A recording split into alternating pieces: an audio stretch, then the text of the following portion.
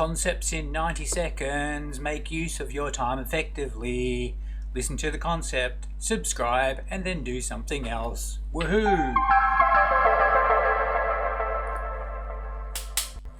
What is microbiology? Microbiology is the study, typically, of living things too small to be seen individually with the naked eye.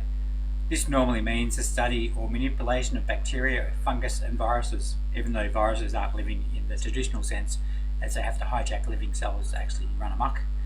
Microbiology is useful in drug and food manufacturing, medical laboratories, water treatment facilities, and a lot of other places. Well, that was microbiology in 90 seconds or thereabouts. If you found this interesting or informative, hit the like button and then hit on the subscribe button and then notify so you know when more videos like this are posted by me.